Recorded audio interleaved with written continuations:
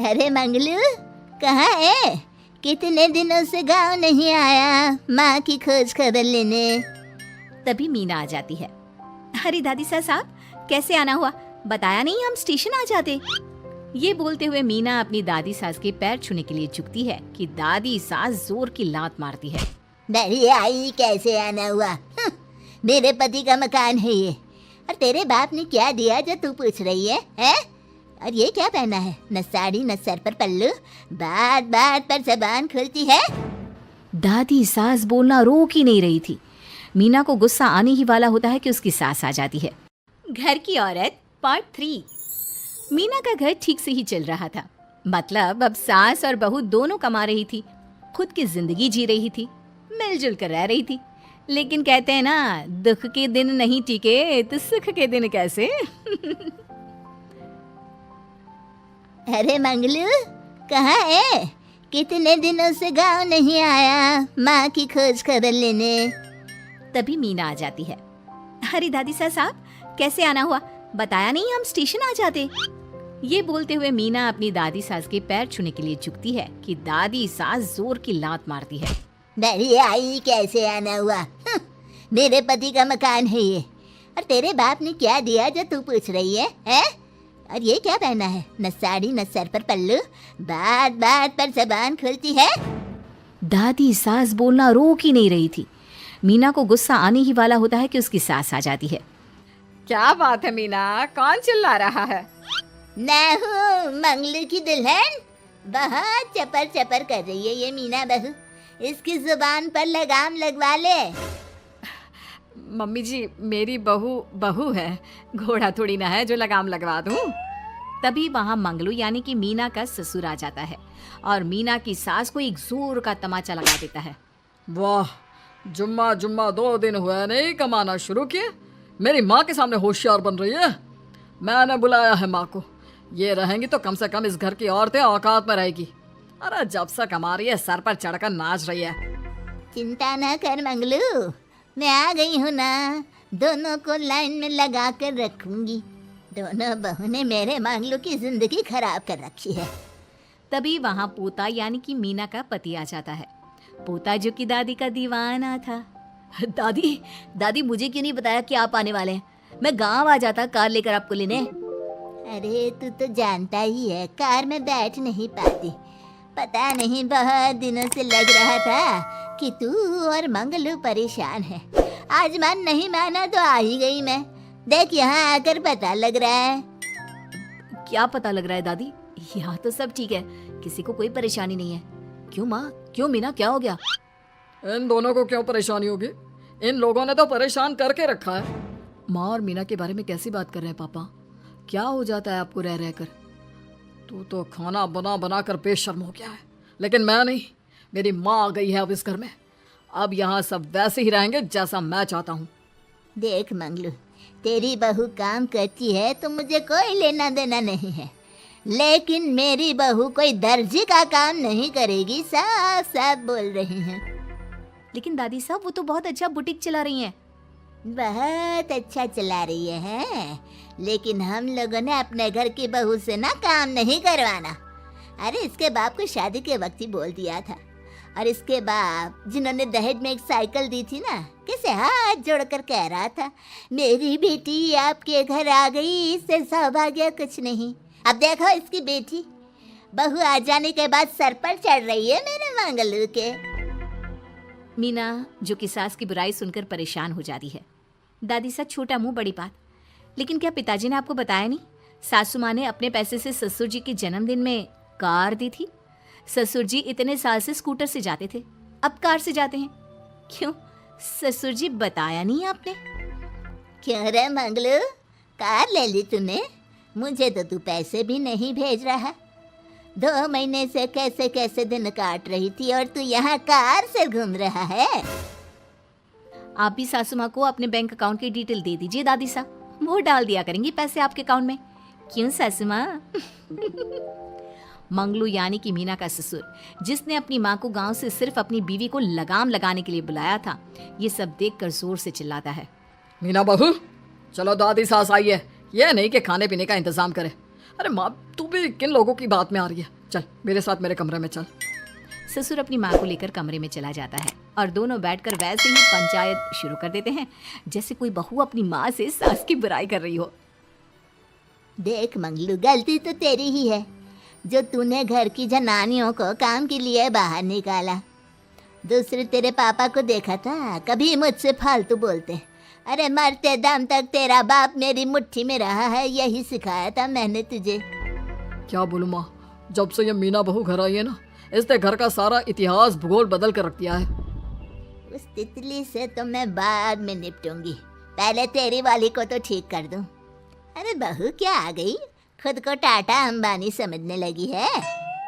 माँ देख, जो भी हो, इस बात को याद रखना कि हमारे घर की परंपरा क्या है। औरतों का औकात में रहना जरूरी है। अरे बहू के साथ मिलकर माँ ये बात उड़ती रहती है। बेटा देख, गलती तो तेरी भी है, क्यों तूने इसे काम करने की छूट दी। मारना भी कम कर दिया है तूने इसे, वरना पहले आती थी तो बहू का कोई ना कोई हिस्सा सूजा हुआ या काला ही दिखता था। देखकर तसल्ली मिलती थी कि तूने कंट्रोल कर रखा है। इस बार तो काला और सूजा छोड़, अच्छी खासी चमकती दिख रही है ये। अब क्या बताऊँ माँ, गलती तो हो गई है। हाँ, वो कार देखकर पिघल गया होगा ना तू। अरे बेटा, औरतों को मुट्ठी में रखा कर। शान की साइकिल ज्यादा अच्छी कुत्ता बनकर कार चलाने से, समझा। मीना का ससुर अपनी माँ की बात को सुन रहा था। बस माँ, जो गलती हो गई मिट्टी डाल उस पर। अब बस तू ना घर पहले जैसा करके जाना।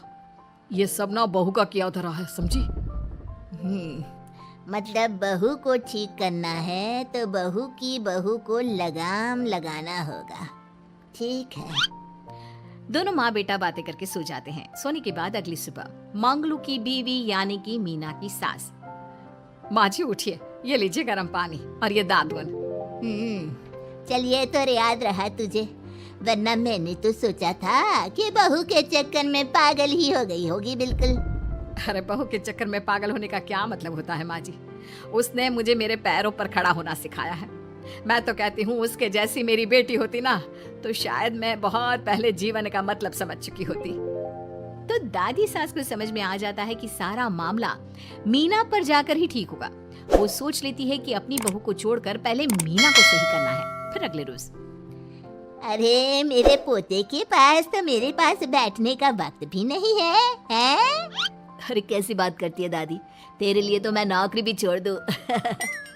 नौकरी नहीं, तू ना बीवी छोड़ दे, खुश हो जाऊंगी मैं। नीरज हैरान हो जाता है कि उसने तो मजाक किया था, दादी ये क्या बोल रही है। कैसी बात कर रही हो दादी, मीना ने तो सारा घर संभाला हुआ है। पहले तो घर गिरा जा रहा था ना।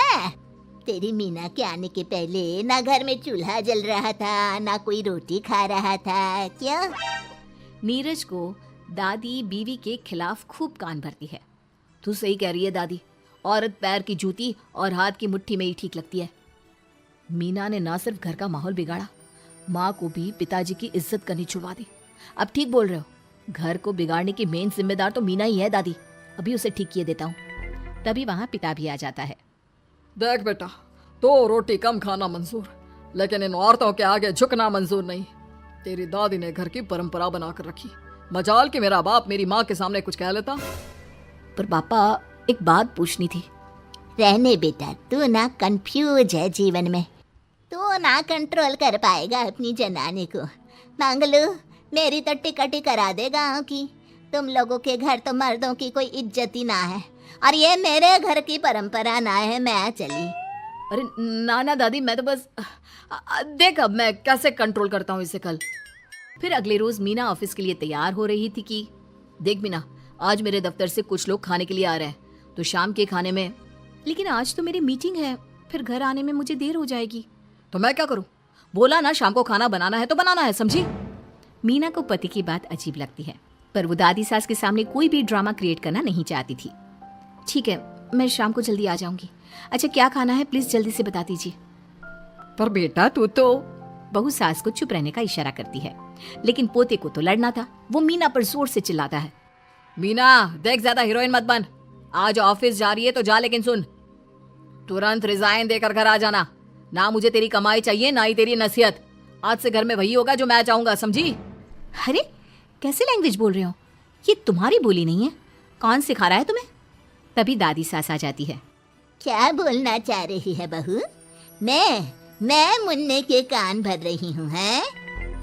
हाँ, मुझे तो यही लग रहा है, वरना हम लोगों का घर अच्छे से चल रहा था। सभी मिलजुल कर एक दूसरे को इज्जत देकर रह रहे थे। लेकिन अब तभी मीना को उसका पति जोर से डांटता है। सास बेटी बहू की लड़ाई को बर्दाश्त नहीं कर पाती। देख नीरज, बहू को डांटना या फिर बहू के साथ गलत व्यवहार, ये सब मुझसे बर्दाश्त नहीं होगा। वाह रे वाह, सारी जिंदगी जो पति की डांट और मार खाती रही, अब बहू को थोड़ी सी डांट क्या पड़ी, गुस्सा आ गया। हाँ माँ, क्या हो गया? मैंने तो मीना को कहा कि देख नीरज, मेरी बहू को कुछ नहीं कहेगा तू। ये माँ ही होती है जो अपने बेटे को औरतों की इज्जत करना सिखाती है। लेकिन कोई औरत अपने बेटे से बहू को मारना या डांटना सिखाए तो ये शर्म की बात है। मैं नहीं चाहती कि तू औरतों की इज्जत ना करे, जबकि मैं खुद एक औरत हूँ। दादी सास बहू की बात सुनकर शर्म से सर नीचे कर लेती है। सच कहा सासू माँ, एक रानी ही अपने बेटे को राजकुमार की तरह पालती है जो दूसरी औरतों का सम्मान करे। काश दादी सास भी पिताजी को अच्छे संस्कार दे पाती। मीना की बात सुनकर दादी सास उन लोगों से माफी मांगती है। मैं समझ गई बहू, औरतों की बेइज्जती करने को घर की परंपरा समझती थी, झूठी शान समझती थी। वो सब गलत है। औरतों की इज्जत से घर में माँ लक्ष्मी और सरस्वती का वास होता है। मुझे माफ कर दो।